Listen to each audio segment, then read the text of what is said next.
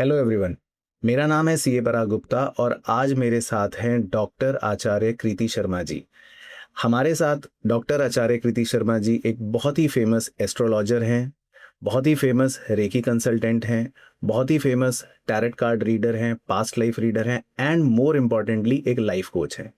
पिछले 15 सालों से इन्होंने सकारात्मक काम करा है आध्यात्मिक तरीके से और लोगों के जीवन में बदलाव लेकर आई हैं। आज के इस पॉडकास्ट में मेरी कोशिश है कि आचार्य जी से हम आज सारे वो प्रश्न करेंगे जो मेरे मन में या आपके मन में रहते हैं, और आचार्य जी से आज हम वो सारी बातें भी समझेंगे जो शायद एज ए स्टूडेंट आपके मन में भी आती होंगी और शायद एक नॉर्मल आम जीवन में हम इन बातों के बारे में कभी बात तो नहीं कर पाते। तो बहुत सारी जिज्ञासाएं मेरे मन में भी हैं, बहुत सारी चीज़ें इस पॉडकास्ट से मैं भी सीखने वाला हूं। तो मैं आप सभी के लिए वेलकम करना चाहता हूं डॉक्टर आचार्य कृति शर्मा जी को। थैंक यू तो सो बहुत बहुत स्वागत है आपका हमारे इस इनसाइट्स विद पीजी के एपिसोड में। Thank you. तो कृति जी, सबसे पहले हमारे ऑडियंस को थोड़ा सा आप अपने बारे में और बताएं कि कैसे आपने 15 सालों के अंदर काम करा है, किस तरीके से लोगों के जीवन में एक सकारात्मक बदलाव लेकर आए हैं। जी, मुझे 20 साल हो चुके हैं इस फील्ड में। 5 साल पढ़ाई में सारे गुजरे और उसके बाद 15 साल से मैं कंसल्टेंसी कर रही हूँ और बहुत सारे केसेस आए जो इंटरकनेक्टेड होते हैं। बहुत सारी ऐसी चीज़ें हैं जो कुंडली से सॉल्व होती हैं, कुछ चीज़ें न्यूमरोलॉजी से करते हैं और कुछ चीज़ें हीलिंग से होती हैं, जहाँ पर कोई भी रेमेडी काम नहीं करती। जैसे ओवरसीज़ में हम देखें तो रेमेडीज़ बहुत लिमिटेड हो जाती है हमारे पास, लेकिन केसेस बहुत टफ होते हैं, तो वहाँ पर हमने हीलिंग भी करी है। और लास्ट में जो मेरा इंटरेस्ट आया लोगों को काउंसिल करके, अपनी एस्ट्रोलॉजी के थ्रू जब मैं काउंसलिंग करती थी, तो मैंने देखा कि बहुत सारे लोग कन्विंस होते हैं मेरी बात से और अपनी डिसीजन बदल पाते हैं। तो फिर फाइनली मैं लाइफ कोचिंग में आई और बहुत सक्सेसफुली वो कोचिंग चल रही है मेरी और काउंसलिंग चल रही है। ओके। तो कृति जी, मेरे मन में सवाल हैं कुछ और मैं कुछ लिख कर भी लाया हूँ आपके लिए, और चाहूंगा कि हमारे सारे दर्शक जो देख रहे हैं उनको बहुत सारी चीजें सीखने को मिले। तो मेरा पहला सवाल आपसे यही है कि जो इतनी सारी चीजें आपने बताई, तो इन सब चीजों का आपस में साइंटिफिक लिंक है, जुड़ाव है, या सब सारी चीजें एक अलग अलग स्टडीज हैं? देखिए, ये इन सब चीजों को जब कंबाइन करते हैं उसको बोलते हैं ज्योतिष शास्त्र। अच्छा। है ना। और आपके चैनल के थ्रू मैं ऑडियंस को भी यही बताना चाहूंगी कि ये कोई साइंस नहीं है, कोई साइकोलॉजी नहीं है, ये एक शास्त्र है। ये हमारी किताबों में लिखा हुआ ज्ञान है। जो पहले लोगों को मालूम होता था धीरे धीरे डिप्लीट होना शुरू हुआ, लेकिन अब वापस से मैं अपने क्लाइंट्स के साथ भी बात करती हूँ तो मैं बोलती हूँ हमारे पूर्वज वापस आ रहे हैं, वो अपने संस्कार और अपनी क्रियाएं वापस लेकर आ रहे हैं। इसीलिए वापस से वास्तु आप देखोगे, अब लोग बिना वास्तु कंप्लाइंट कोई घर नहीं लेते, बिना कुंडली, बच्चा पैदा होता है पहले उसकी कुंडली बनती है। ये सब वही सारी चीजें हैं जो पहले भी चलती आई थी और ये वापस से रिवाइव हो रही हैं। ठीक है, तो मतलब कुछ समय के लिए चली गई थी, लेकिन अभी धीरे धीरे सारी चीजें वापस ही आ रही हैं। ठीक है कृति जी। अच्छा कृति जी, अगर मैं आपसे ये पूछूं कि सबसे पहले कि लोगों के मन में इसको लेकर जो सबसे बड़े मिथ्स होते हैं वो क्या होते हैं जो आपने कभी देखे हो? देखो, लोग सोचते हैं हम किसी एस्ट्रोलॉजर के पास गए तो हमारी काया पलट जाएगी, है ना, जबकि ऐसा कभी नहीं होता। काया पलटने का मतलब है कि आप 0 पर हो, आप बिल्कुल 100 पर चले जाओगे। एक एस्ट्रोलॉजी एक लैंग्वेज है, जैसे जापानीज, चाइनीज, फ्रेंच, जर्मन, है ना। आपने उसकी स्टडी करी, आप उसको डिकोड करते हो, आप उसको ट्रांसलेट करते हो। एस्ट्रोलॉजी भी एक लैंग्वेज है जिसको हम डिकोड करते हैं। आप मेरे पास अपनी कुंडली लेकर आते हो, मैं उसको डिकोड करती हूँ और मैं आपको पढ़कर बताती हूँ कि आपकी कुंडली में क्या लिखा है। अगर आप बहुत ज्यादा परेशानी में हो तो मैं आपको रेमेडीज देकर उससे निकाल सकती हूँ। बट मैं अपनी ऑडियंस को, अपने क्लाइंट्स के साथ यही बोलती हूँ कि आप इसको एक प्रिडिक्टिव टूल की तरह मत यूज करो, आप इसे गाइडिंग टूल की तरह यूज करो। हर साल अपना वर्षफल बनाओ और ये ध्यान रखो कि इस साल आपको क्या करना है, क्या नहीं करना है। तो ये जो चीज है ना कि आप एक एस्ट्रोलॉजर के पास गए और आप बिल्कुल बदल गए, ऐसा कभी नहीं होता। आपको अपने एफर्ट्स करने ही पड़ते हैं। मैंने आपको रेमेडी दे दी, आपने घर जाके की नहीं। जैसे एक एग्जाम्पल बताती हूँ, मैं किसी के पास कंसल्टेंसी करने गई वास्तु की, और 1 साल बाद उन्होंने फोन किया, मैम कुछ समय तो ठीक चला, फिर ऐसा ही होता रहा। तो मेरे को दोबारा विजिट करनी पड़ी। मैं वहां गई तो उन्होंने रेमेडीज नहीं करी हुई थी कि मैम आप आए तो थे, तो फर्क पड़ना चाहिए था। अरे मैं कोई भगवान थोड़ी हूँ कि मेरे पैर रखते ही फर्क पड़ जाएगा, है ना। तो वो रेमेडीज आपको करनी पड़ेंगी, वो क्रियामान कर्म आपको करने पड़ेंगे, तभी चेंजेस आएंगे। मेरा एक सवाल इससे ये भी था कि बहुत से लोग जो हैं वो कहते हैं कि हम एस्ट्रोलॉजी को नहीं मानते, जी। लेकिन तो मतलब आपका इस पर क्या विचार है कि हम, अगर मैं फॉर एग्जांपल ये बोलता हूँ कि मैं तो नहीं मानता इसमें, बट फिर भी क्या मैं इसकी ऐसे रिस्पेक्ट कर सकता हूँ? क्या जी। लगता है आपको? जी, आप सूर्य को मानते हैं, हाँ बिल्कुल मानते हैं, चंद्रमा को मानते हैं, बिल्कुल मानते हैं। तो फिर आप इसका मतलब एस्ट्रोलॉजी मानते हैं। अच्छा। द थिंग इज कि हमें गाइडेंस नहीं है ना। हमने बहुत टाइम हम डरे हुए हैं इन चीजों से, शनि टर्मिनोलॉजी से, बुध, राहु, केतु से हम डरे हुए हैं, तो हम उस तरफ देखना नहीं चाहते। हर इंसान मानता है ना। और मुझे लगता है डिसएग्रीमेंट आज के डेट में तो बहुत कम होगा, और आने वाले कई सालों में लोग एस्ट्रोलॉजी को मानेंगे, ना सिर्फ मानेंगे बल्कि इसकी पढ़ाई करेंगे, अच्छा। है ना। तो अगर आप सूर्य को मानते हो, अगर आप चंद्रमा को मानते हो, तो आप मानते तो हो एस्ट्रोलॉजी को, बस आपको सही गाइडेंस चाहिए। और मैं आपको वादा करती हूँ कि अगर आप 15 से 20 मिनट मेरे साथ बैठ जाओ, तो 16वें मिनट में आप अपनी कुंडली खोलकर बैठे होगे मेरे साथ। अच्छा, तो मुझे संभल के रहना पड़ेगा मतलब आगे इस पॉडकास्ट में बनने से पहले। नहीं, मेरा मतलब यही है कि डिसएग्रीमेंट्स नहीं है, नॉलेज नहीं है उस चीज के बारे में। तो मतलब जब हम आप अनअवेयर रहते हैं जनरली, तो हमें उस चीज का ज्ञान नहीं है, हम सूरज को बस देख रहे हैं कि ये एक स्टार है, इस तरह से। हाँ जी, हाँ जी। अच्छा, थोड़ा सा बच्चों की तरफ अगर मैं आऊं, कि जब मैं छोटा था, मैं अपना अगर पर्सनली बोलूं, तो मैं भी वो अखबार में आता था या ये सब हम चीज़ें पढ़ते थे कि हमारी डेट ऑफ बर्थ के हिसाब से हम क्या पास हो जाएंगे या नहीं होंगे। तो स्टूडेंट्स जो होते हैं, जो बच्चा होता है, उसको एस्ट्रोलॉजी से क्या एक्सपेक्ट नहीं करना चाहिए आपके हिसाब से? देखो, एक एस्ट्रोलॉजी कोई डिपेंडेंसी नहीं है ना। आप एक एस्ट्रोलॉजर के पास गए और आपको पता है आपका फेस ठीक नहीं चल रहा, आप स्ट्रगल कर रहे हैं, तभी हिंदुस्तान में यही एक विडंबना है कि ज्ञान यहीं से शुरू हुआ, लेकिन जब हम फंसते हैं तो ही माँ बाप के पास जाते हैं। हम वैसे बात करने के लिए पेरेंट्स के पास नहीं जाते, है ना। तो एस्ट्रोलॉजर भी ऐसा ही है। मैं हमेशा बोलती हूँ कि फंसने के टाइम पे मत जाओ, पहले ही अपनी लाइंस क्लियर करो। तो बच्चों को मैं ये कहना चाहूंगी कि ये कोई रॉकेट साइंस नहीं है कि आप मेरे पास आए और मैंने आपको रेमेडीज दी और आप आगे चले गए। तो अपने क्रियामान कर्म करते रहना चाहिए। बहुत जरूरी है कि आप अपने एफर्ट्स करते रहो। हाँ, अगर आप अपना स्केल बचपन से देख रहे हो कि आप जो भी काम करते हो उसमें अड़चने आ रही हैं, आप काम करते हो उसमें स्ट्रगल करना पड़ रहा है, आप पेपर लिख कर आए और अच्छा हो गया, बाद में पता चला जी पेपर लीक हो गया, है ना।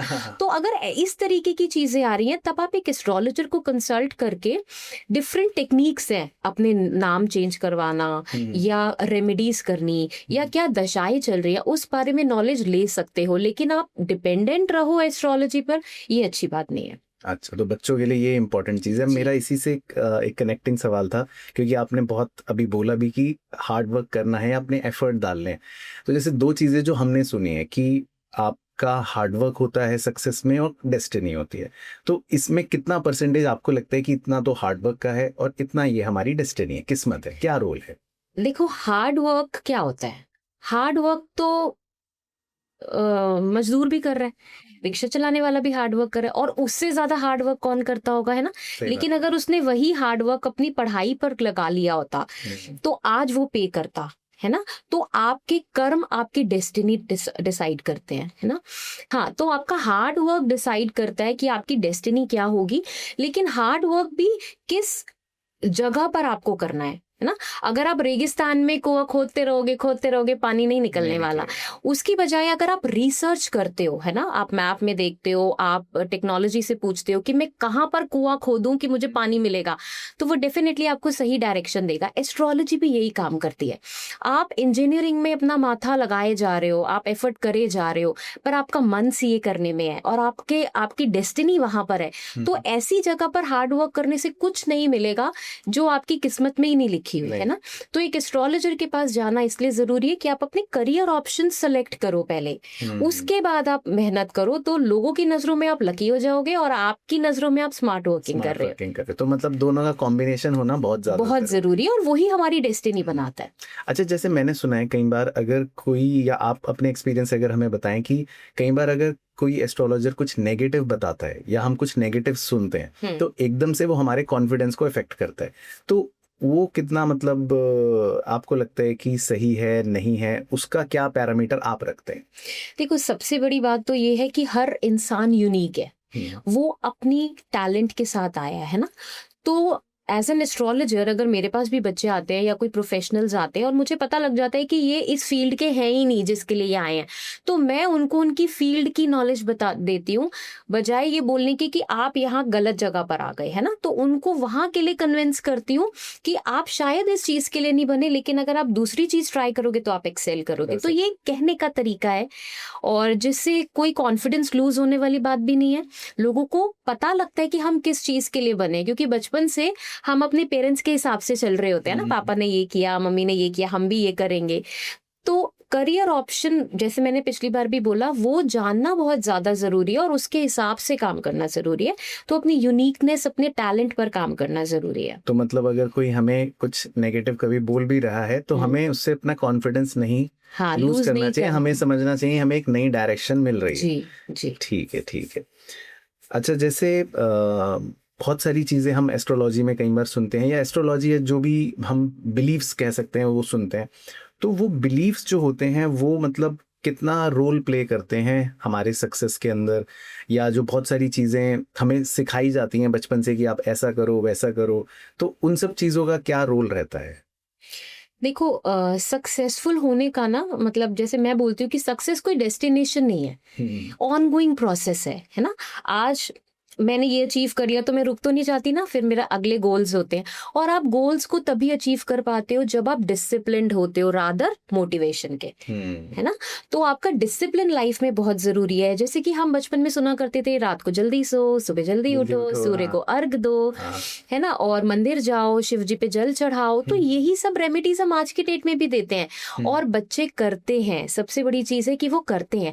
तो बिलीफ से जैसे आपने पूछा, तो मुझे ऐसा लगता है कि डिसिप्लिन होना लाइफ में बहुत ज्यादा जरूरी है और रूटीन रहना बहुत ज्यादा जरूरी है। Okay, okay.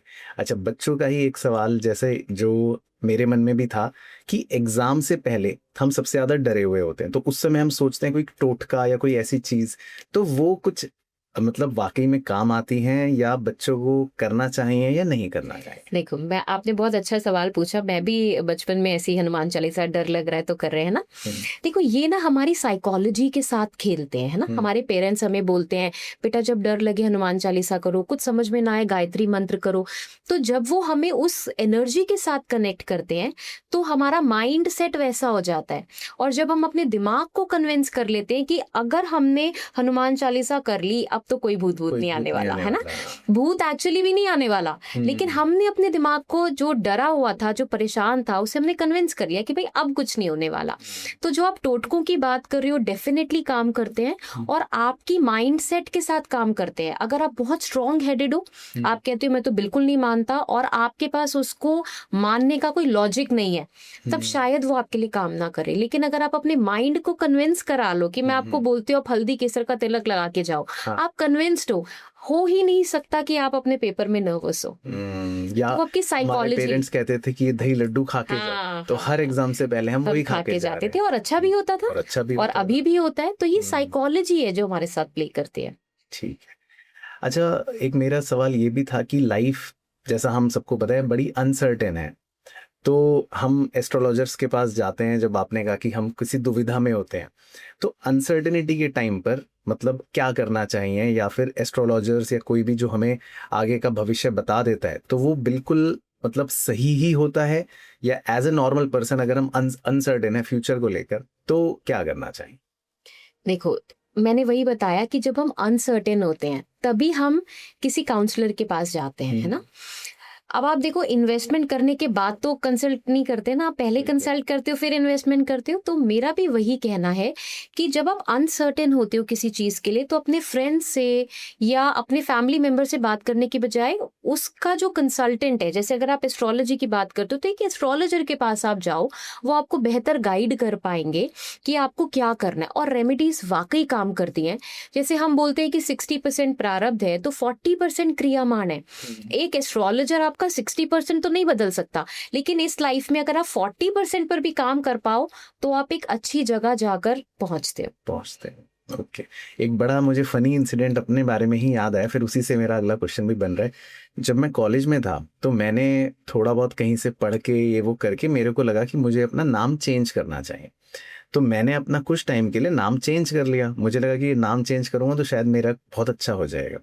तो नाम चेंज जो करते हैं, बहुत सारे लोग करते हैं, हम देखते हैं बड़े बड़े सेलिब्रिटीज भी करते हैं। तो नाम चेंज का हमारे लाइफ की सक्सेसफुल होने में क्या रोल रहता है, और बच्चों को मतलब वो करना चाहिए या एज ए नॉर्मल पर्सन हमें हर इंसान को क्या अपना नाम चेंज करना ही पड़ेगा? ये मेरा क्वेश्चन है। देखो, आपने अभी बात करी नाम चेंज करने की, तो न्यूमरोलॉजी की बात कर रहे हो आप। हम्म, देखो, न्यूमरोलॉजी भी नंबर्स है और हर नंबर एक प्लैनेट के साथ कनेक्टेड है। और बेसिकली आपकी डेट ऑफ बर्थ से आपके कैरेक्टर के बारे में पता चलता है, आपकी लाइफ के बारे में पता चलता है। उसको तो आप बदल ही नहीं सकते, है ना, वो तो वो तो बदला नहीं जा फिक्स हो गया। सकता। हाँ। तो हमारे पास एक नाम की ही फ्रीक्वेंसी रहती है कि अगर हम उसको बदल ले, वो भी सबको बदलने की जरूरत नहीं है। जैसे आपने बोला कि आपने कहीं पढ़ा था तो आपको लगा बदलने की जरूरत है।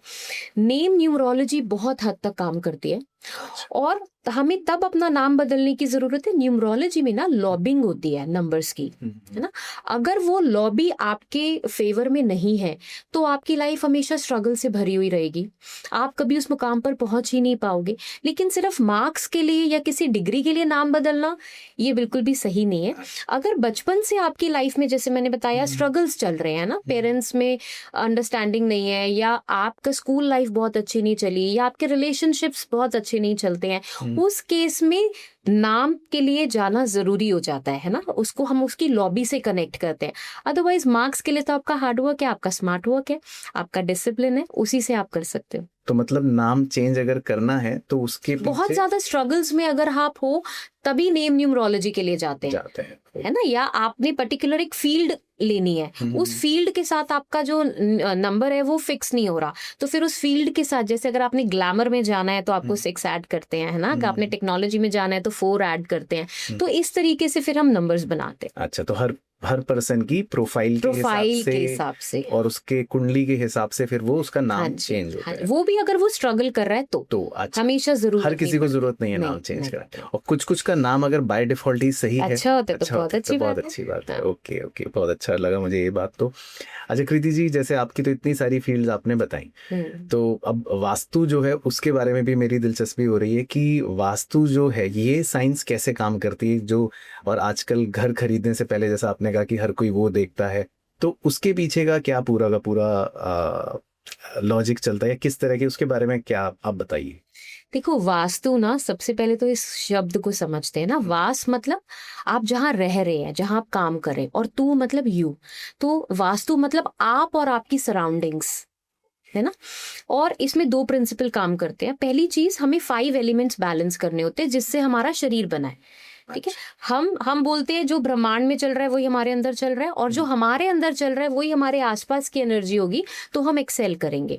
तो वो 5 एलिमेंट्स, फायर, एयर, वाटर, अर्थ, स्पेस, है ना, ये 5 एलिमेंट्स हम बैलेंस करते हैं। ये पहला सिद्धांत है वास्तु का। दूसरी चीज, आजकल आप सुन रहे हो कि जियोपैथिक स्ट्रेस, ये बहुत कॉमन हो गया है। जो नाम तो बहुत बड़ा है, बट उसकी ऊर्जा, उसकी एनर्जी को अगर हम समझें, तो मैं आपको एक एग्जाम्पल दूंगी। जैसे खाली प्लॉट होता है, आसपास सारी बिल्डिंग्स बनी हुई है, बीच में एक आधा प्लॉट खाली होता है, तो उस प्लॉट में ना हम सारे जने कूड़ा डाल देते हैं। ऐसे ही होता है, किसी के भी घर का कोई कूड़ा हुआ, कोई चीज नहीं चाहिए, खाली प्लॉट में डाल दिया, तो उस जगह की एनर्जी डिस्टर्ब हो जाती है। पक्षी मर गया, वो वहीं पर ही पड़ा हुआ है, वो डिकम्पोज हो गया उस लैंड में, तो उसकी डेड एनर्जी उस सॉइल में आ गई, है ना। तो ऐसे करते करते करते करते उस जगह की एनर्जी पोल्यूट हो जाती है। तो अगर आप 5 एलिमेंट वहां बैलेंस भी कर ले, आपकी वो भी बैलेंस हो जाए डायरेक्शन, तब भी अगर एनर्जी इम्बैलेंस है तो वास्तु डिफेक्ट आएगा। तो ये 2 प्रिंसिपल्स पे काम करता है, एक 5 एलिमेंट बैलेंसिंग पर काम करता है, एक एनर्जी बैलेंसिंग पर काम करता है। तो चाहे आपका घर है, चाहे आपका ऑफिस है, अगर उसकी एनर्जी आपके साथ कंप्लाइंट नहीं है तो आपको उसमें दिक्कत आती है उसमें रहने में, उसमें प्रॉब्लम आती है, प्रॉब्लम इसीलिए हम वास्तु के लिए जाते हैं। और जैसे मैंने बोला कि लैंड में प्रॉब्लम है ना, आजकल आप देख रहे हो लैंड तो कोई ले ही नहीं रहा, सब फ्लैट्स के लिए जा रहे हैं। बिल्कुल। तो फ्लैट में ये देखना जरूरी है कि क्या आप किसी से वो फ्लैट खरीद रहे हो जो ऑलरेडी वहां रहता है, तो उसकी एनर्जी क्या है। अच्छा, मैं जब भी अपनी कंसल्टेंसी के लिए जाती हूँ तो मैं आस पास लोगों से जरूर पूछती हूँ इस मकान में पहले कौन रहता था, कौन लगा? वो अपनी कैसी एनर्जी छोड़कर गए हैं। कई बार अगर वहां पे किसी की डेथ हुई है या कोई बहुत सीवियरली बीमार होके गया तो उसकी एनर्जी नहीं हो पाती ठीक। तो ऐसे में अगर आप घर खरीदने के बाद मुझसे पूछोगे कि अब कि मैं क्या करूं? करना है, तभी मैं बोलती हूँ कि करने के बाद मत पूछो, पहले पूछो और फिर आप स्टेप लो। तो कई बार ऐसी प्रॉपर्टीज होती हैं जो मैंने बिल्कुल छुड़वाई भी अपनी क्लाइंट से कि राइट, यहाँ यही इसकी पूछने एनर्जी वाला नहीं था। हो सकती ठीक, तो हम छोड़ते भी हैं उसको, कि इसमें लेने का फायदा ही नहीं है, फायदा कि लेने के बाद जो आप रेमेडी सोचोगे भी वो होगी नहीं होगी। और अगर होगी फिर भी आप परेशान रहोगे, तो आप तो हर फायदा समय मुझ पे क्यों डिपेंडेंट रहना चाहते हो। तो बहुत कम होता है कि लोग पहले ही लेकर जाएं आपको विजिट पर, बट इस केस में अगर आप वास्तु कर रहे हो और जिस जगह आपने रहना है तो आपको पहले ही उसको ठीक से जज करा लेना चाहिए कि अच्छा। कैसी है कैसी नहीं है। अच्छा, वास्तु से मेरा ये एक और क्वेश्चन मेरे क्योंकि मन में आया है कि कई बार ऐसा होता है कि हम कोई फ्लैट ले रहे हैं, घर ले रहे हैं, अब वो एक मल्टी स्टोरी बिल्डिंग है, जी तो अब वो 20 लोगों के लिए सेम ही डायरेक्शन है। जी। अगर बेडरूम साउथ में है या किचन वेस्ट में है तो वो सबके लिए वही है। तो अगर मान लेते हैं हम उस घर में हैं, तो अब मुझे कोई पर्टिकुलर चीज को अगर इम्प्रूव करना हो वास्तु की, चलो सिर्फ किचन हो गया, या अगर मैं एक स्टूडेंट हूं तो मैं अपना जो मेरा स्टडी का वातावरण है उसको ठीक करना है, तो ऐसे हम पर्टिकुलर एरियाज पर भी वर्क कर सकते हैं। बिल्कुल कर सकते हैं, अच्छा। बिल्कुल कर सकते हैं। और जैसे आपने बोला कि 20 फ्लैट्स है ना, हाँ हाँ 20 की किस्मत एक जैसी तो नहीं चल रही होगी ना। बिल्कुल। यहाँ पर एनर्जी साइंस काम करती है, यहाँ पर आपकी कुंडली काम करती है ना। मेरे पास ऐसे बहुत सारे लोग आते हैं जो नीचे ये लोग बहुत सुखी हैं, इनके ऊपर हम जाएंगे हम भी बहुत खुश हो जाएंगे, है। ऐसा कभी नहीं होता। और जो आदमी आपको खुश लग रहा है, आपको क्या पता उसके घर में क्या चल रहा है ना, कोई हेल्थ इशू चल रहा है, कोई बच्चे के साथ प्रॉब्लम चल रही, डेफिनेटली आती है। लेकिन अगर आपके प्लैनेट स्ट्रांग है तो आपको हिट नहीं करेगा वो। हर किसी के लिए साउथ एंट्रेंस खराब नहीं है, ये समझना होगा हमें। अच्छा, तो इसकी भी लिंकिंग है कि हाँ, कौन सा बिल्कुल। पर्सन किस तरह के वास्तु के साथ जा रहा है, हाँ। उसकी अपनी प्रोफाइल क्या है। बिल्कुल बिल्कुल, हर बंदा परेशान नहीं होगा उस नहीं फ्लोर पर भी, उस जगह पर भी, जबकि किचन के ऊपर किचन बनी हुई है ना, बिल्कुल तब भी। वही। और अगर आप कहते हो कि आपको अपने लिए इम्प्रूव करना है अपनी किचन के लिए, तो हमारे पास कुछ यंत्र होते हैं और रेकी में भी क्रिस्टल्स होते हैं जो हम उस पर्टिकुलर जगह की एनर्जी को एनहांस कर देते हैं। आजकल वैसे भी तोड़फोड़ वाला रेमेडीज है ही नहीं, तो यंत्रों के थ्रू और क्रिस्टल्स के थ्रू ही हम रेमेडीज करते हैं। ओके, तो मान लेते हैं मैं कोई छोटा बच्चा हूँ अभी 15-20 साल का, तो एक कोई जेनरिक ऐसी एडवाइस की एज अ स्टूडेंट कि हम अपनी एनर्जी अपने वातावरण को अगर हम सही रख सके, क्योंकि अगर मैं बच्चा हूँ तो मैं दिन भर मैं चाहूंगा कि मैं पढ़ाई करूं, मेरे आसपास का वो सब कुछ एनर्जीज अच्छी बनी रहे आपके हिसाब से, तो वो कैसे कर सकते हैं? कोई भी जेनरिक चीज जो हर बच्चा कर सकता है। देखो, स्टूडेंट्स हैं तो पढ़ाई से बेहतर तो और क्या ही करते होंगे वो, है ना। बिल्कुल बिल्कुल। तो सबसे पहले तो जिस जगह पर आप पढ़ रहे हो, जिस रूम में, वो एकदम क्लटर फ्री होना चाहिए। वहां पर आपके कपड़े टंगे हुए हैं, आपकी बुक्स फैली हुई हैं, ये सब चीजें ना हमारे दिमाग को कंफ्यूज करती है कि भाई पढ़ना है कि सफाई करनी है। तो सफाई सबसे पहले तो सबसे बड़ी चीज है। दूसरी चीज, किस डायरेक्शन में आप बैठकर पढ़ रहे हो। आप बेड पे बैठ के ही तो नहीं पढ़ना शुरू कर देते, क्योंकि बेड पर आप 8 घंटे सो रहे हो तो आप एक्सपेक्ट नहीं कर सकते जब आप बैठोगे आपको नींद आएगी, उसकी एनर्जी वैसी है। इसीलिए एक जगह एक टेबल चेयर जरूर आप अपनी बनाओ कि जब आप उस चेयर पे बैठोगे आपके दिमाग को पता है अब पढ़ना है, अब अलर्ट मोड में आना है ना। तीसरी चीज है, जहां आप पढ़ते हो वहां की लाइटिंग अच्छी होनी चाहिए, और रूम में बहुत ही पेस्टल शेड्स या ब्राइट शेड्स होने चाहिए। अगर बहुत डार्क वॉल कर दी आपने, है ना, एक किड्स रूम बनाने के लिए एक आपने हाईलाइट वॉल कर दी, तो वो बच्चा हमेशा स्ट्रेस में रहेगा, वो बच्चा आपके साथ शेयर नहीं करेगा चीजें, उसके मन में बहुत कुछ चलता रहेगा। तो ये सब चीजें हैं जो स्टूडेंट लाइफ में होनी चाहिए, और जेनरिक है जो हर कोई फॉलो कर सकता है। हाँ जी। और आजकल बच्चों को बड़ा मन लगता है रात को पढ़ने का और सुबह लेट उठने का, तो मैं बच्चों से यही बोलती हूँ कि आप रात को जल्दी सो। हमारे जो बड़े बुजुर्ग थे उन्होंने ऐसे ही नहीं बोल दिया कि रात को जल्दी सो। रात की जो एनर्जी है वो हमें ब्लैक होल में लेकर जाते। आप दिन में ना पूरा दिन सोते रहो लेकिन आपकी नींद पूरी नहीं होगी, वहीं आप रात में 5-6 घंटे सोलोगे आपकी नींद पूरी होगी। और सूरज उगने से पहले उठो। एक स्टूडेंट के लिए इससे बड़ा ब्रह्मास्त्र कुछ नहीं है। लेकिन जैसे मैंने सुना है बहुत से स्टूडेंट्स कहते हैं कि सर हम रात को ही पढ़ते हैं, हम तो नाइट आउल हैं। हाँ और मैंने देखे भी हैं बहुत सारे बच्चे ऐसे हैं जो रात को ही पढ़ रहे हैं लेकिन वो मार्क्स भी अच्छे लेकर आ रहे हैं। हाँ तो हाँ वाकई में वो इफेक्ट डालता है या फिर वो बच्चा इतना अडेप्ट हो चुका कि वो उसी में सक्सीड कर रहा है? नहीं, इफेक्ट कैसे डालता है, जैसे मैंने आपको बताया हर इंसान अलग है ना। अगर आपकी शनि की दशा चल रही है तो आप रात में ही सक्सेस ले सकते हो। अगर सूर्य की दशा चल रही है और आप रात में पढ़ रहे हो तो आप कभी सक्सेसफुल होगे ही नहीं, है ना। और मार्क्स के लिए पढ़ रहे हो या प्रोफेशनल होने के लिए पढ़ रहे हो सकता है आप रात को पढ़ के 90% मार्क्स ले भी आओ, लेकिन जिस जगह आप एडमिशन चाहते हो, क्योंकि एनर्जी तो सूर्य की मिली नहीं रही ना आपको, जिस जगह आप चाहते हो, जो काम आप करना चाहते हो, वो उसमें आपको सपोर्ट नहीं मिलेगा। तो बचपन से ही हमें ऐसी आदत होनी चाहिए कि सूर्य की एनर्जी एब्जॉर्ब करनी है और शनि की एनर्जी को कंज्यूम करना है। तो ये बचपन से ही हमें आदत इसी होनी बात चाहिए। को बहुत जेनरिक हमें इसलिए हाँ, बचपन में सिखा दिया सिखाया कि जाता रात को है। जल्दी सो जाओ और हाँ, सुबह आप जल्दी उठ हाँ जाओ। जी, क्योंकि सिर्फ मार्क्स के लिए नहीं पढ़ना, ओवरऑल डेवलपमेंट के लिए पढ़ना है, हेल्थ अच्छी रखने के लिए पढ़ना है। और एक जो मैग्नेटिज्म है ना, आप किसी से बात करो, आपका मन करते है उठो ही मत, यहाँ से बैठे रहो, है ना। वो जो मैग्नेटिज्म है वो सूर्य से ही आ सकता है।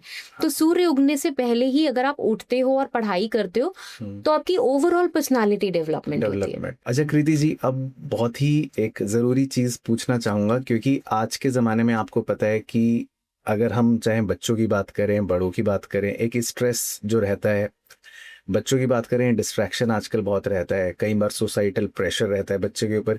ये सब चीज़ों में चाहे एस्ट्रोलॉजी हो, न्यूमरोलॉजी हो या मेडिटेशन या रेकी जो आप करवाते हैं, क्या चीज़ मतलब सबसे बढ़िया है, कैसे इससे हम बेनिफिट ले सकते हैं, इसके बारे में आप हमें सारी बातें बताइए। बहुत अच्छा सवाल पूछा आपने, कि आपने पूछा स्ट्रेस। चाहे बच्चे हैं चाहे बड़े हैं, सभी को आजकल स्ट्रेस है ना। और स्ट्रेस होता कब है, सबसे पहले तो ये समझने की जरूरत है कि स्ट्रेस कब होता है।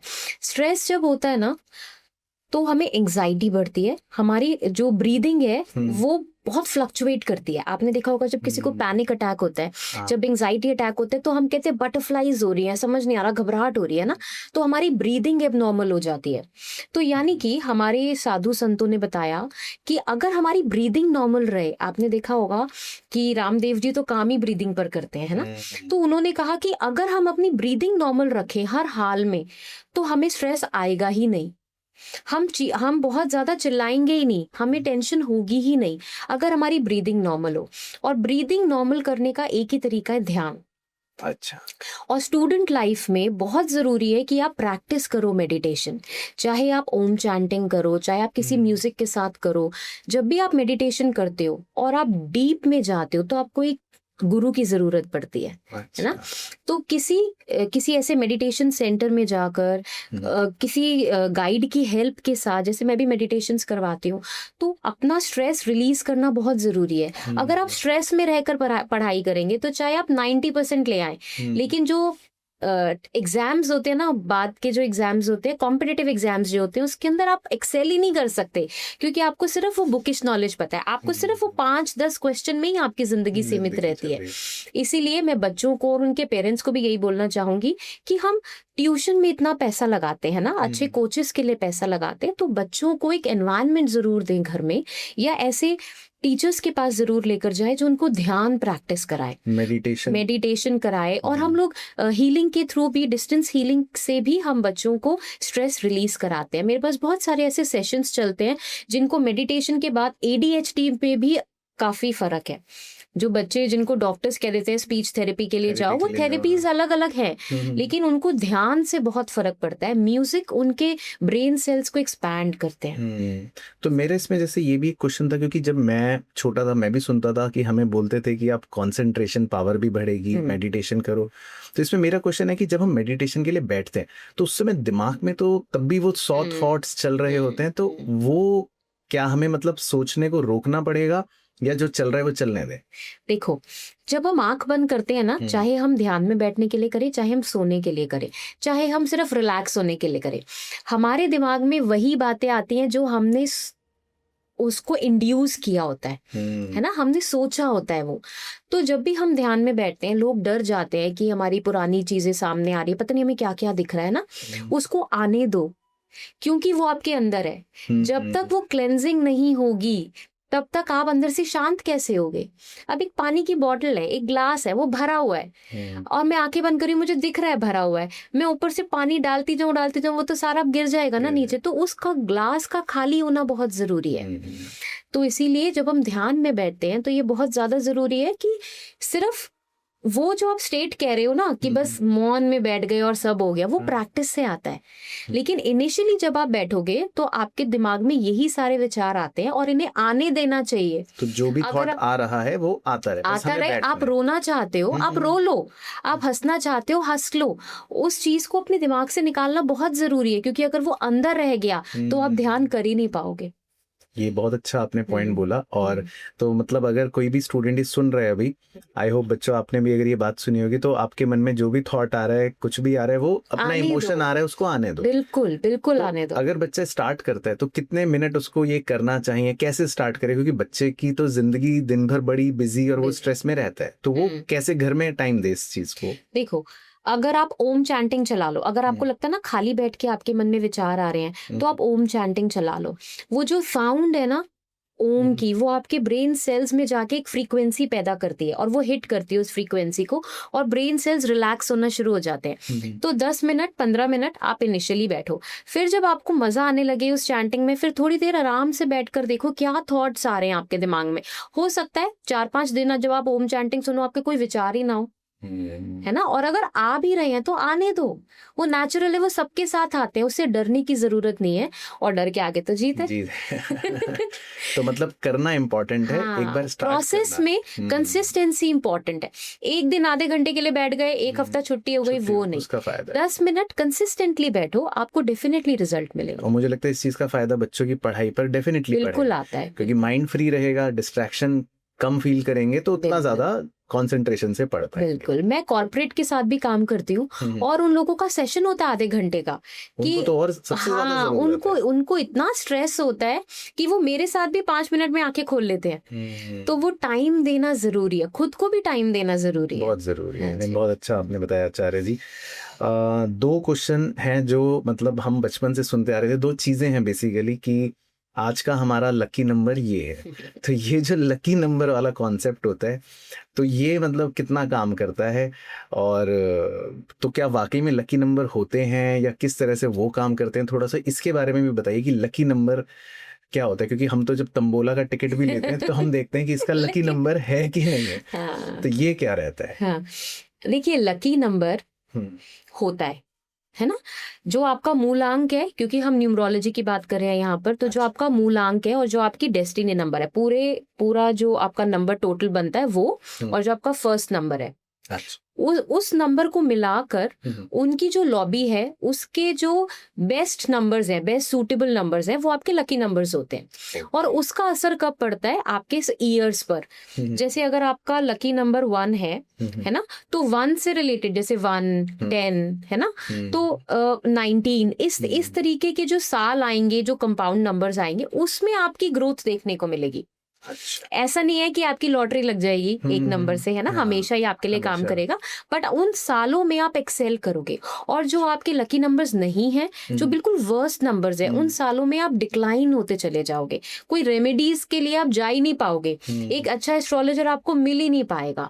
तो बस लकी नंबर का सिर्फ इतना ही रोल है हमारी लाइफ में कि हम ये देख लेते कि हाँ, ये साल ये नंबर बना रहा है और ये हमारा लकी है, तो इसमें हम एक्सेल करेंगे। हम चाहे तो कोई फील्ड चुन सकते हैं, हम चाहे तो किसी सेशन के लिए जा सकते हैं, हम चाहे तो पॉडकास्ट कर सकते हैं, है ना, तो वो सक्सेसफुल ही होगा।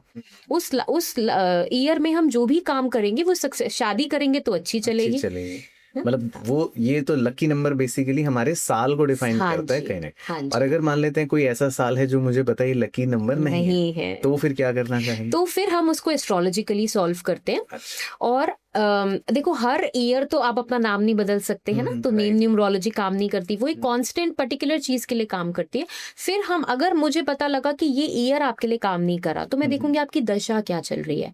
अगर वो दशा भी अच्छी नहीं चल रही है, तो फिर मैं आपको उसकी रेमेडीज दूंगी, मैं आपको प्रिकॉशंस बताऊंगी कि इस साल ये काम बिल्कुल नहीं करने हैं। हाँ, ठीक है, तो इससे कम से कम हम बचे पता रह लग सकते हैं और जाएगा। पता हाँ लग जी, जाता हाँ है। जी। ओके, अब इसी का दूसरा होता है, जैसे लकी नंबर्स हो गया, दूसरा हमारा होता है जो जेमस्टोन्स हम बोलते हैं। जी। तो बहुत सारे लोग, और मैंने भी जैसे एक ये पहन रखी है अंगूठी, तो अब हमें तो बड़ों ने बोला कि आप ये पहन लीजिए, हम पहन लेते हैं। तो इसका भी कितना रोल रहता है? ये भी कुछ लकी है या इसका भी साल से ही रिलेशन रहता है? ये कैसे वर्क करता है? जी, ये बहुत अच्छा सवाल किया। मैं कोई जेमस्टोन नहीं पहनती, अच्छा। ना मैं अपनी किसी क्लाइंट को बोलती हूँ जेमस्टोन पहनने के लिए। देखो, 2 चीज़ें हमें समझना बहुत ज़रूरी है। एक होता है मंत्र चैंटिंग, एक होता है जेमस्टोन। मंत्र हम तब चैंट करते हैं जब हमें किसी प्लैनेट की एनर्जी को कंट्रोल करना होता है ना? कोई एनर्जी बहुत ज़्यादा हाई है, अब उतनी हाई एनर्जी हमें सूट नहीं कर रही, तो हमें उसे कंट्रोल करना है, तो हम उसका मंत्र करते हैं। जब कोई प्लैनेट बहुत ज़्यादा डल है, उसको इन्हांस करने के लिए हम जेमस्टोन पहनते हैं, है ना? कितना इन्हांस करना है और उसके साथ हमारे क्या कोऑर्डिनेट्स जुड़े हुए हैं, वो देखकर हमें जेमस्टोन पहनना चाहिए, है ना? राइट। आपकी नाड़ी नक्षत्र को देखकर, आपके कोऑर्डिनेट्स को देखकर ही आप जेमस्टोन पहन सकते हो। लेकिन अगर आपने उस पर्टिकुलर ग्रह की, उस पर्टिकुलर प्लैनेट की एनर्जी को बढ़ा तो दिया, अब अगर उसमें हेल्थ इशू भी आ रहे हैं तो आपका हेल्थ इशू भी बढ़ेगा, अच्छा, है ना? अब जैसे तो अमिताभ, नेगेटिव्स भी आते हैं? नेगेटिव भी आता है इससे। अच्छा। अगर जेमस्टोन आपको सूट नहीं कर रहा, और पता है हिंदुस्तान में हमें ना समझाया नहीं जाता, हमें बोल दिया जाता है ये करो, ये पहन लो। हाँ। जब हमारे पास लॉजिक नहीं होता तो एक टाइम के बाद या तो हम डर में वो काम करने लगते हैं और या फिर हम प्रेशर में वो काम करने लगते हैं, है ना? तो जेमस्टोन का सीधा सा सिद्धांत है, आप बिल्कुल मत पहनो, लेकिन अगर पहन रहे हो तो एक पर्टिकुलर टाइम के लिए पहन सकते हो आप। जैसे कि आप इंटरव्यू के लिए जा रहे हो, है ना? 3 महीने मुझे पता है आपका इंटरव्यू चलेंगे, मैं 3 महीने के लिए आपको जेमस्टोन रिकमेंड कर दूंगी। जिस प्लैनेट में आपको डिवाइन हेल्प आ रही होगी, आपको गेन्स आ रहे होंगे, वो जेमस्टोन मैं आपको रिकमेंड कर दूंगी। आप 3 महीने बाद उसको उतार दो। अच्छा। अब हिंदुस्तान में प्रॉब्लम क्या है, एक स्टोन 25,000 का, 30,000 का आ रहा है, तो लोग सोचते हैं लाइफ टाइम पहने चलो उसको। जब आपकी दशा बदल गई, अब आपने बचपन से स्टोन पहना है, आपके बच्चे हो गए हैं, तब तक आपने वो स्टोन पहना हुआ है, तो वो स्टोन कर क्या रहा है? वो आपके प्लैनेट को और गिरा रहा है, उसकी फ्रीक्वेंसी खत्म हो चुकी है स्टोन की। अगर वो इतना ही सूट कर रहा है तो फिर नया बनवा लो, उसके लिए कोई जाता नहीं है, है ना? तो वो जो पहन रहे हैं हाँ, वही तो पहनते चल रहे हैं। जेम स्टोन आपको बैकफायर कर सकता है ओके। ना? तो इसीलिए सोच समझ के पहनना चाहिए। नहीं पहनते हो तो कोई गलत नहीं है उसके अंदर, लेकिन अगर पहनते हो तो उसकी अच्छाइयां अगर लेते हो तो बुराइयां भी आएंगी। ओके, तो मतलब ये भी बड़ा सोच समझ बिल्कुल के करने सोच वाला, समझ के ऐसे पहनना है। रैंडमली हाँ, नहीं हाँ। कर सकते। वैदिक में कुछ लोग कहते हैं कि जो लग्नेश है उसका स्टोन पहन लो। लग्नेश अगर अष्टम भाव में बैठा है तो, है ना? तो अगर उसकी एनर्जी छठे भाव में बैठा है तो अगर उसकी एनर्जी आपको सूट नहीं कर रही और आपने स्टोन पहन लिया, यानी कि आपने उसकी एनर्जी बढ़ा दी, अब तो कुछ नहीं होगा। तो मतलब इसको भी बहुत ही लॉजिकली और लिमिटेड टाइम पीरियड, जितना मैं समझ पा रहा हूँ, उसके लिए लिमिटेड टाइम के लिए पहनने। हर स्टोन 3 से 4 साल के बाद अपनी वैल्यू खो देता है। ये हमें पता ही नहीं है, किसी ने बताया ही नहीं है। राइट। अगर आपको सूट कर रहा है तो आप नया बनवा लो, वरना आप उसको उतार दो।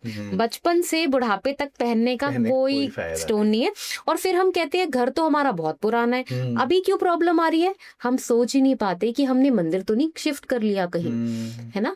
हमने अपनी किचन में तो नहीं कुछ शिफ्ट करा, हमने ये जो स्टोन है ये हमें सूट कर भी रहा है अब कि नहीं कर रहा। हम हर चीज को उठा के वास्तु से कनेक्ट कर देते हैं कि हम तो इस घर में बहुत टाइम से रह रहे हैं, फिर क्यों ये प्रॉब्लम आ रही है? क्योंकि हमारी ग्रह बदल चुके हैं, हमारी ग्रहों की चाल बदल चुकी है, वो रोज बदल रही है, जहाँ तक मैं समझ रहा हूँ। ओके, ये तो अच्छा आपने पॉइंट बताया। अच्छा कृति जी, मेरा एक और सवाल है, क्योंकि हमने बहुत सारे आपके डोमेन्स में आपने हमें ज्ञान दिया, हालांकि हमें समझ तो बहुत कम आएगा, लेकिन जो ये टैरेट कार्ड रीडिंग आप भी करते हैं, तो ये टैरेट कार्ड जो होते हैं ये किस तरह से काम करते हैं, इसके बारे में भी हमें बताएं। थोड़ा थोड़ा हमने न्यूमरोलॉजी समझ लिया, वास्तु आपने बता दिया, तो ये टैरेट कार्ड जो होता है ये हम देखते हैं कई बार कि आप कार्ड निकालते हैं, या मतलब हम कार्ड निकालते हैं और उसमें सब पता लग जाता है, तो वो कैसे काम करता है? जी देखो, टैरो भी एक गाइडिंग फोर्स है ना? तो है तो वही कार्ड्स, आपके लिए भी वही एनर्जीज निकलती हैं, सामने वाले के लिए भी वही निकलती है। ये जो रीडर है ना, वो अपनी इंट्यूटिव पावर्स के साथ कनेक्ट करता है आपके बारे में। आपकी पूरी, अगर आप मेरे साथ टैरो के लिए रीडिंग के लिए बैठोगे तो मैं पहले आपकी पूरी कहानी सुनूंगी कि आप क्या जानना चाहते हो, आपकी लाइफ में क्या चल रहा है। उसके बाद मैं आपके साथ कनेक्ट करूंगी इंट्यूटिव लेवल पर। फिर आप कार्ड्स मुझे बताओगे, या तो मैं निकालूंगी या तो आप निकालोगे।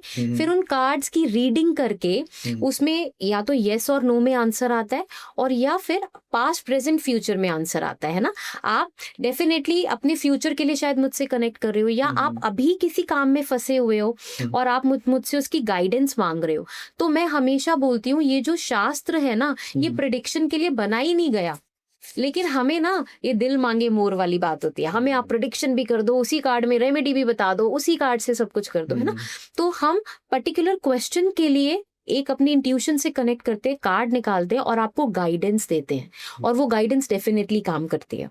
तो मेरे इसमें जैसे ये एक क्वेश्चन था अभी दिमाग में आपके आंसर से, कि मान लेते हैं अगर 2 लोग हैं और 2 लोगों ने सेम कार्ड आपके जी, पास आया, जी, तो क्या दोनों का आंसर अलग अलग हो बिल्कुल सकता? होगा, अच्छा, बिल्कुल होगा। बिल्कुल होगा। और वो आपकी इंट्यूशन से मेरी, आपकी सिक्स्थ हम्म। सेंस और मेरी सिक्स्थ सेंस उससे कनेक्ट करती है। ओके, तो person to person vary person to करेगा। पर्सन वेरी करता है, आपकी कहानी अलग हो सकती है, आपके कर्मास अलग हो सकते हैं, सामने वाले के कर्मास अलग हो सकते हैं। वही मैंने बोला, कार्ड्स तो वही हैं, वही है, राइट, है ना, बट प्रिडिक्शंस हमेशा अलग निकलती अलग हैं। अलग होते हैं। ओके, जी। तो ये मतलब मुझे जितना समझ आ रहा है कि हर तरह की साइंस या हर तरह की चीजें बहुत अलग अलग तरह से जी, चलते हैं। जी, अच्छा कृति जी, कुछ सवाल अगर हम बीच में, इतनी सारी आपने बातें बताई और बहुत अच्छा मुझे लगा, और शायद ऑडियंस जो है उन्होंने भी सुना होगा, तो हमें कृति जी कुछ सवाल ऐसे हैं जो महाभारत जो हमारी है वहां से, अगर मैं, आप इजाजत दे तो कुछ जी, जी, सवाल आपसे मैं पूछना चाहता हूँ। मैं लिखकर भी लाया था स्पेशली, कि जैसे महाभारत में जो सबका फेवरेट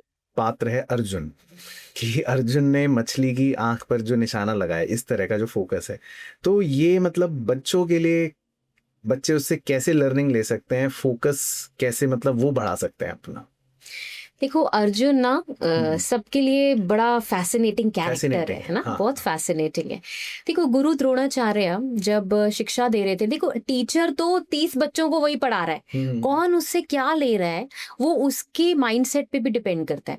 तो जब उन्होंने टेस्ट लिया धनुष विद्या का, तो उन्होंने पूछा क्या दिख रहा है आपको, तो किसी ने कहा पेड़ दिख रहा है, किसी ने कहा पत्ते दिख रहे हैं, किसी ने कहा हरियाली दिख रही है, किसी को पक्षी दिख रहे हैं, बादल, ऊपर आसमान दिख रहा है। अर्जुन से पूछा तुम्हें क्या दिख रहा है, वो कह रहा है गुरुजी मुझे ना इस चिड़िया की आंख दिख रही है।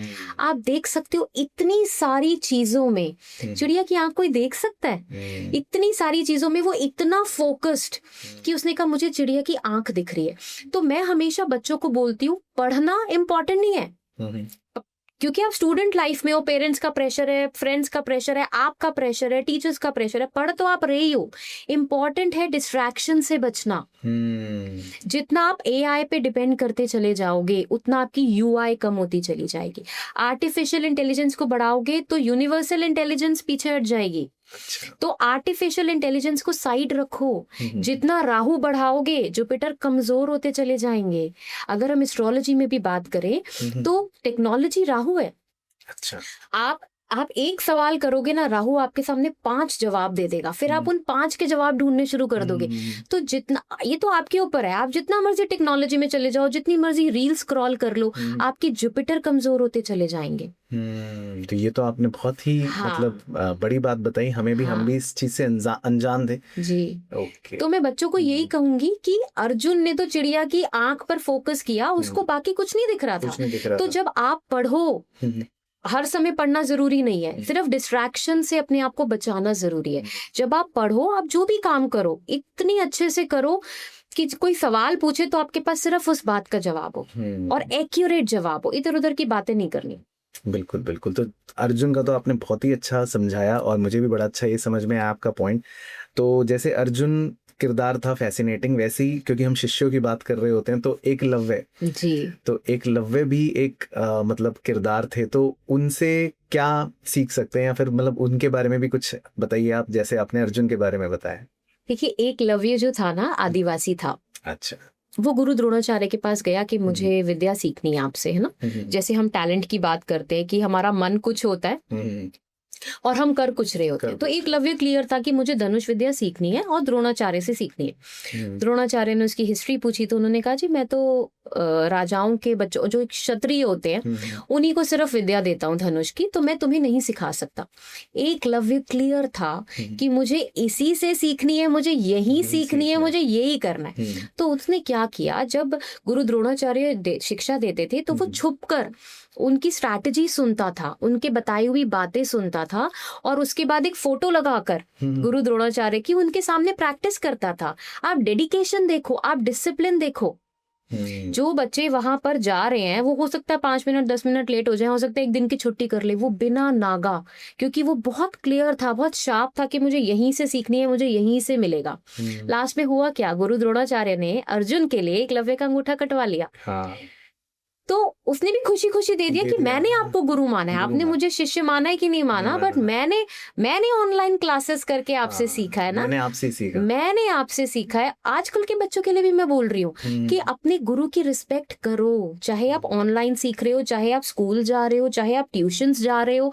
एकलव्य हमें सिर्फ डेडिकेशन नहीं बताता, वो हमें रिस्पेक्ट भी बताता है कि जब आप इतने किसी के लिए डेडिकेट हो जाते हो, इतने ज्यादा उसको सरेंडर कर देते हो कि आप रहते ही नहीं हो, फिर सिर्फ वही काम करता वही है, काम करते हैं। तब उस लेवल पर जाकर आप वो एकम्प्लिश करते हो जो दुनिया कहती है कि ये लकी हाँ, है तो ना, ये जबकि आपका स्मार्ट वर्क है, वो आपने मेहनत करी है, इतने टाइम से आपने स्ट्रैटेजी पर काम किया है। तो मतलब ये एकलव्य से सीखने की बात सीखने की है, बात है। बिल्कुल। तो बड़ा अच्छा आप बता रहे हैं कृति जी। एक और फिर तो किरदार ही किरदार है। तो युधिष्ठिर जो जी पांडवों के सबसे बड़े भाई थे, तो उनसे क्या सीखे हैं, मतलब वो कैसे, फिर उनके बारे में भी कुछ हमें बताइए कि क्या सीखने को मिल सकता है। देखो, युधिष्ठिर से ना हम इंटेग्रिटी सीखते हैं, अच्छा, हम सीखते हैं कि कभी उन्होंने झूठ नहीं बोला, नहीं बोल रहा। और वो हमेशा अपनी बातों पर रहे हैं बचपन से, है ना, उनका एक कैरेक्टर रहा है। तो सबसे पहली चीज तो अपना कैरेक्टर बनाना बहुत जरूरी है। आप हर एक के सामने जाके हर तरह की बात नहीं कर सकते।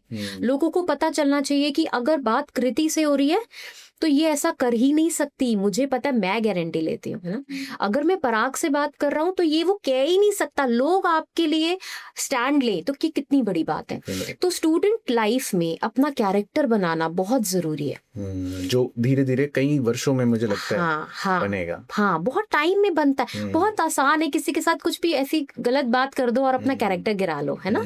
बट अपने स्टूडेंट लाइफ से ही प्रैक्टिस करो कि लोग आपको वैसी ही इमेज बनाओ, वैसे ही लोगों के साथ प्रेजेंट करो। तो सबसे पहला तो उनका कैरेक्टर, कि वो हमेशा सच बोलते थे। महाभारत की लड़ाई में हुआ भी, जब भीम ने आके बोला कि अश्वत्थामा मारा गया, तो द्रोणाचार्य ने कहा मैं नहीं मानता, इतना पावरफुल आदमी कोई मार ही नहीं सकता उसको, युधिष्ठिर को लेकर आओ, क्योंकि उन्हें पता था कि युधिष्ठिर झूठ नहीं बोलेगा, है ना। युधिष्ठिर को बहुत मनाया गया इस बात के लिए, तो उसको पूरा सेंटेंस बोलना था कि अश्वत्थामा मारा गया, जैसे ही बोला पांडवों ने जी ढोल नगाड़े बजा दिए। द्रोणाचार्य ने पूरा सेंटेंस नहीं सुना, है ना, कि हाथी मर गया, मारा गया और वो बच गया। तो द्रोणाचार्य को बड़ा सदमा लगा और उन्होंने वहीं पर ही अपना छोड़ दिया। यानी कि आप कि सिर्फ एक शब्द से सामने वाला इतना इन्फ्लुएंस हो जाए, ये कैरेक्टर बनाना पड़ेगा और उसके लिए जीना पड़ेगा। ये नहीं कि आज मैंने बोला पराग, आज मैंने कन्विंस कर दिया कि अब मैं ऐसी हूँ, फिर 2 दिन के बाद पराग को पता चल रहा है ये तो कुछ और गड़बड़ है, तो कैरेक्टर नहीं बनेगा आपका। जब आपका कैरेक्टर नहीं बनेगा तो आप कहीं पर भी स्टेबल नहीं हो पाओगे, ना पढ़ाई में ना रिलेशनशिप में, क्योंकि जो रिलेशन आपका एक के साथ है वैसा ही दूसरे के साथ भी चलेगा, है ना। तो जब लोग मेरे पास रिलेशनशिप के लिए आते हैं कि हम फंसे हुए हैं, तो मैं उनको पूछती हूँ आपके पास्ट में क्या चल रहा है, उस ऑर्डर को तोड़ना बहुत जरूरी है। सही बात है, वो पास्ट लिंक्स को तोड़ना बहुत जरूरी है, अदरवाइज बिल्कुल वो कैरेक्टर बनाना पड़ेगा, वो कैरेक्टर, और स्टूडेंट लाइफ में ही वो कैरेक्टर बन सकता है। तो मतलब युधिष्ठिर का जो किरदार है वो भी बहुत इम्पोर्टेंट है इन टर्म्स ऑफ कि कैरेक्टर कैसे बनता है और होना चाहिए। बिल्कुल बिल्कुल, ठीक है। अच्छा, एक किरदार के बिना तो फिर हम बात कर ही नहीं सकते, छोड़ ही नहीं सकते, कि भगवान कृष्ण जो थे, जो पूरे सूत्रधार थे, तो उनके बारे में तो खैर सबको बहुत कुछ ही पता है, लेकिन फिर भी आपसे हम कुछ उनसे भी सुनना चाहेंगे कि उनके बारे में, या उनसे हम क्या सीखें एज नॉर्मल ह्यूमन बीइंग। देखो, श्री कृष्ण के बारे में क्या कहें, अर्जुन को लड़ाई करने के लिए ना सिर्फ मनाया बल्कि उसे जिताया भी, है ना। तो श्री कृष्ण जो है ना, सबसे पहले तो उन्होंने कर्मों पर बात करी है ना। कर्मयोग में उन्होंने बताया है कि जिस समय जो चीज जरूरी है वो करनी है। मॉरल्स के बारे में भी उन्होंने ये बताया है कि जो समय की जरूरत है वो करो, मॉरल्स को छोड़ो, क्योंकि तुम्हारे साथ कौन सा मॉरली करेक्ट हुआ। सही बात है। 15 साल के बच्चे को एक चक्रव्यूह बनाकर आपने मार दिया, उसने कुछ मॉरल किया, मॉरली वो करेक्ट था क्या? तो आज तुम क्यों मॉरल्स के बारे में सोच रहे हो? और उस दिन की बात छोड़ो, आज अगर तुमने शस्त्र छोड़ दिया तो ये तुम्हें मार देंगे। तो उन्होंने पूरा गीता का ज्ञान दिया है ना, उसमें बहुत सारे योगों के बारे में बताया है। उन्होंने कर्म योग के बारे में बताया है, जो आज की डेट में अगर स्टूडेंट्स कनेक्ट करें उससे, तो कर्म करना इम्पोर्टेंट है ना। उसका क्या रिजल्ट आता है, मुझे इतना पढ़ने के बाद मुझे 90 मिलते हैं, मुझे 80 मिलते हैं, इसकी परवाह करे बिना आप सैंपल पेपर सॉल्व करो, क्योंकि आपके हाथ में सिर्फ कर्म है, उसके रिजल्ट तो आपके हाथ में है ही नहीं ना, तो छोड़ो ईश्वर पे। तो भगवान ने बोला कि तुम सिर्फ अपने हिसाब से काम करते रहो, मैं बैठा हूं ना पीछे, तो मैं देखने के लिए बैठा हूं कि तुम्हें उसके मार्क्स की बिल्कुल चिंता मत करो, बिल्कुल बिना निश्चिंत होकर अपना कर्म करो। तो वही कृष्ण का रोल इसीलिए इतना इंपॉर्टेंट है, क्योंकि उन्होंने अर्जुन को ना सिर्फ अपने भाइयों के बारे में बताया, मॉरल्स के बारे में बताया। उन्होंने कहा तो तुम आज मॉरल के लिए परेशान हो रहे हो कि मेरे गुरु, मेरे दादा, मेरे भाई, है ना, मेरा पूरा परिवार खड़ा है मेरे सामने, तो मैं कैसे युद्ध करूं? तो तुम्हारे 15 साल के बच्चे को चक्रव्यूह में फंसा के मार दिया इन लोगों ने, तब इनके मॉरल्स कहाँ थे? तुम्हारी बीवी को भरी सभा में बेइज्जत किया, तब इनके मॉरल्स कहाँ थे? तो जब इनके मॉरल्स नहीं है, इनको ये भाषा समझ नहीं आ रही, तो तुम भी इनकी भाषा में बात करो। तो उस भाषा में ना सिर्फ बात कराई बल्कि उसको जिताया। तो श्री कृष्ण का बहुत बड़ा रोल है। और आज की लाइफ में भी उतना ही इम्पोर्टेंट है कि जहां आपको लग रहा है बात मॉरल से नहीं हो रही, वहां पर आप उन्हीं की भाषा में बात करो।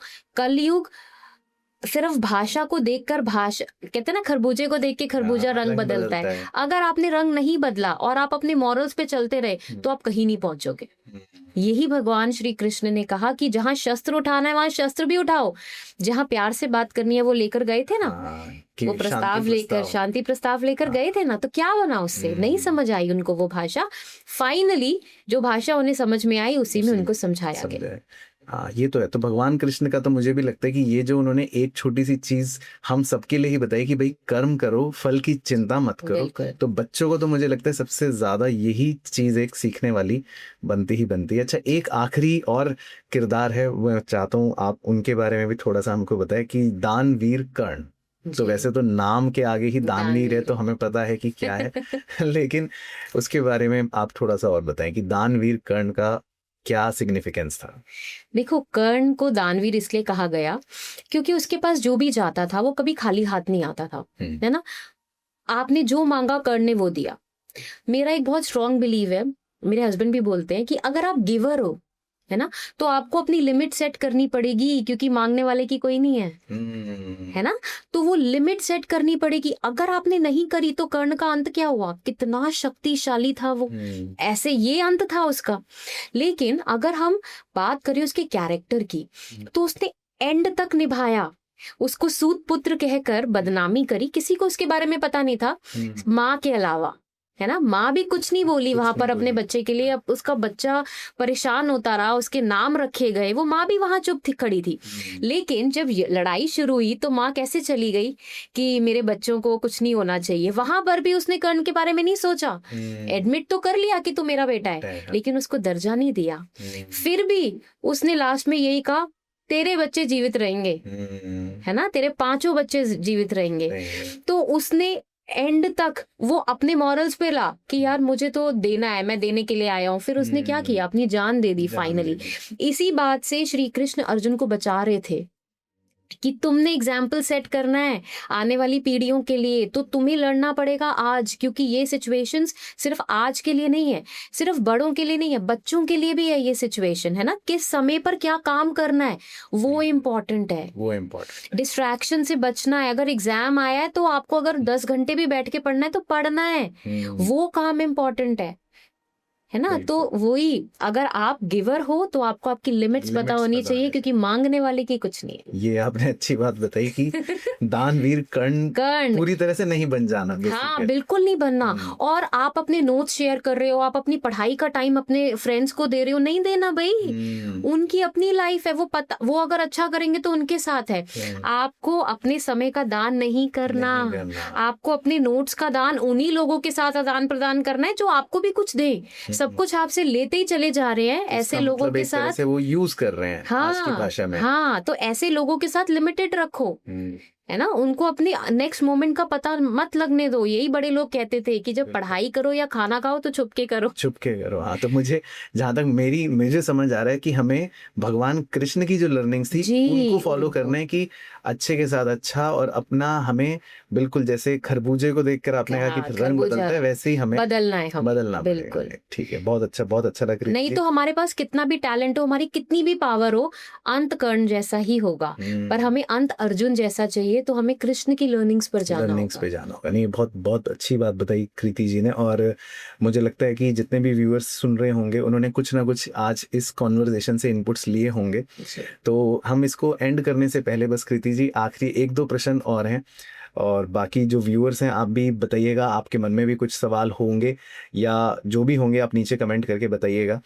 तो कृति जी, बस सबसे पहले तो ये कि हमने बहुत सारी बातें करी, आपके इतने सारे जो डोमेन्स हैं उनको हमने थोड़ा थोड़ा आपसे जानने की कोशिश करी। पहला एक सवाल ये कि आज पेरेंट्स जो है उनके लिए आप क्या एक मैसेज देना चाहेंगी, क्योंकि कई बार हम देखते हैं हमारे पास बच्चे ऐसे आते हैं जो कई बार ऐसे होते हैं जो पेरेंट्स उनको शायद सपोर्ट नहीं करते, या पेरेंट्स का कुछ प्रेशर फील करते हैं वो लोग। तो इस सिचुएशन पर आपकी क्या राय है या क्या सजेशन है? तो यहाँ पर मैं पेरेंट्स को भी यही बोलना चाहूंगी कि अपने बच्चों की साइकोलॉजी को समझे। बचपन में आप कंपैरिजन करते हैं उनका, वो एक अलग बात है, लेकिन जब वो एक क्रिटिकल स्टेज पर है, वो करियर बनाने की स्टेज पर है ना, तब आप उनको कंपेयर कर रहे हो और उनकी यूनिकनेस दबती चली जाती है। एक तो पहले ही उनका पेयर प्रेशर है कि फ्रेंड ने अगर 90% सिक्योर करे, मेरे 89 हो गए, वो 1% के लिए, है ना, कितना ज्यादा वो प्रेशर में है। दूसरी चीज, पेरेंट्स जो खुद अचीव नहीं कर पाते ना, वो अपने बच्चों में चाहते हैं कि वो अचीव करे, तो वो प्रेशर अपने बच्चों पर ना डालें, क्योंकि अगर आप अचीव नहीं कर पाए तो वो आपके साथ कहानी को खत्म कर दो। अब वो बच्चा जो अचीव करना चाह रहा है उसको सपोर्ट करो, है ना। अगर वो बच्चा सीए बनना चाह रहा है और आपका मन है कि वो इंजीनियरिंग करे, मत डालो उस पे प्रेशर। और अगर वो सीए कर भी रहा है, वो क्वेश्चन सॉल्व कर भी रहा है, तो सामने वाला 92 ले आया तो उसके 89 को भी सेलिब्रेट करो। कंपैरिजन नहीं करना। बच्चों को टाइम दो, उनकी बातों को सुनो, उनको समझो। ये पेरेंट्स का एक धर्म होना चाहिए अपने बच्चे की तरफ। नहीं, आपने बहुत अच्छी बात बताई कि पेरेंट्स का भी रोल इक्वली इम्पोर्टेंट है, और बच्चे का तो खैर है ही है। तो कृति जी, बहुत अच्छा लगा आपसे बात करके, और मन तो कर रहा है कि आपसे सारी ही चीज़ों के बारे में और बहुत सारी चीज़ें हम सीखें, लेकिन नहीं तो फिर हमारा पॉडकास्ट बहुत लंबा हो जाएगा। तो व्यूअर्स के लिए अगर हम एक आपसे बस ये बोलें लास्ट की, पूरी आज की जो हमारी कॉन्वर्जेशन थी उसमें से एक मैसेज जो आप हमारे स्टूडेंट्स को या हमारे व्यूअर्स को देना चाहेंगे, तो वो क्या होगा?